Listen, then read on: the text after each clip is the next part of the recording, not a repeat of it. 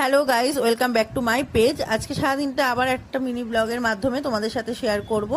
তো আজকে সকালবেলা থেকে খুবই তাড়াহুড়োর মধ্যে ছিলাম, অনেক কাজের শিডিউল রয়েছে। তো মেয়েকে সকালবেলা ঘুম থেকে তুলে নিয়ে স্নান টান করিয়ে ফ্রেশ করিয়ে দিয়েছি, দিয়ে এখন খাওয়াতে বসেছি।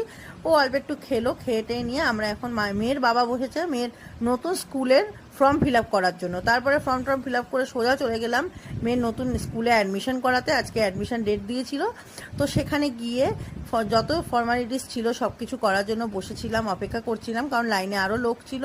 তাই জন্য আমি আর আমার শ্বশুরমশাই, মানে আমার বাবাও শ্বশুরমশাইও গিয়েছিলেন আমাদের সাথে, বসে গল্প করছিলাম। তারপরে অ্যাডমিশন হওয়ার পরে মেয়ের জন্য একটা গিফট দিয়েছে স্কুল থেকে, তার জন্য তো আমার মেয়ে খুব খুশি। এই দেখো, মেয়ের বাবা তাকে যখনই সেটা দিল, মেয়ে আমার ভীষণ হ্যাপি গিফটটা পেয়ে।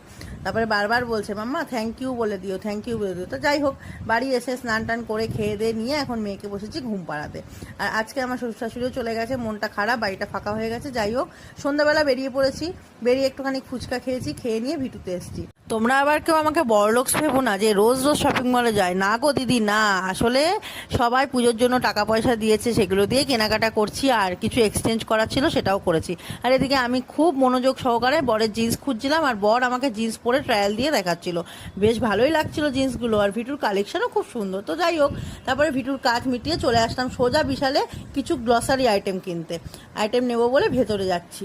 আর মেয়ে আর বাবা সব কিছুতে আগে আগে। দেখো মেয়ে আর বাবার কাণ্ড, কি যে বলবো, যেখানে যাবে সেখানেই কিছু না কিছু কাণ্ড ঘটাবে। যাই হোক, সারা দিনটা তোমাদের সাথে শেয়ার করলাম, খুব টায়ার্ড, এখন খাওয়া দাওয়া করবো, ঘুমাবো। চলো, গুড নাইট, সবাই খুব ভালো থেকো। আর মিনি ব্লগ কেমন লাগছে অবশ্যই কমেন্ট করে জানিও। বাই।